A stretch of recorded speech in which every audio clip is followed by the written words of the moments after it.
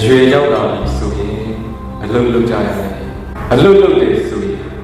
ကိုယ်ပိုင်လုပ်ငန်းနဲ့ဖြစ်ချင်ဖြစ်ဝန်ထမ်းတော်နဲ့ဖြစ်ချင်ဖြစ်ဘာပဲဖြစ်ဖြစ်အလုပ်လုပ်ရင်ကိုယ်အကျိုးလိုလားလို့မဟုတ်လားကိုယ်ပိုင်လုပ်ငန်းဆိုရင်လည်းကြိုးစားတော့ရမယ်ဝန်ထမ်းဆိုရင်လည်းလာလို့ရင်လာစားတတ်မှတ်ချက်ရှိတာမဟုတ်လားအကျိုးဒီပြဋ္ဌာန်းပြီးသားဖြစ်တယ်ဘယ်လိုနေအကျိုးတော့ရမှာလဲဒါဆိုရင်အဲ့ဒီအကျိုးတရားအတွက်သိမစဉ်းစားနေတော့ငါအတွက်ဆိုပြီးစဉ်းစားနေကြတာနေဖို့လုပ်နေတဲ့သူတွေနဲ့တူတူပဲငါအတွက်စဉ်းစားရင်နေဖို့အတွက်လုပ်တယ်လို့ခေါ်တယ်အလုပ်လုပ်ရင်တယောက်တည်းလုပ်လို့မရဘူးအများနဲ့ပြေဆုံးလုပ်ကြကြရတာကြီးတယ်ဟာအလုပ်ဖြစ်ဖြစ်အိမ်မှာလည်းဒီတိုင်းပဲ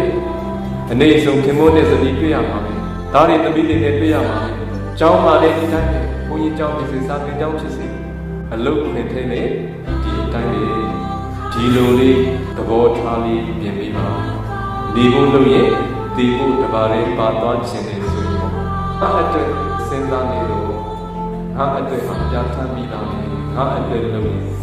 ချင်းကြောင်းလုပ်ဒီနေ့ငါနဲ့ပြည့်စုံရတဲ့ပုဂ္ဂိုလ်တွေအကျိုးတစုံတရာရှိသွားအောင်ငါဆောင်ရွက်ပြီးငါ့ကိုအကြောင်းပြပြီးတော့ထိခိုက်လက်နာမှုဆိုတာဘယ်တော့အခါမှမဖြစ်စေရဘူးလို့ဒီလိုသဘောထားလေးပြင်ပေးလိုက်နေဖို့လုပ်ရင်နေဖို့တပါးလေပါသွားပါလိမ့်မယ်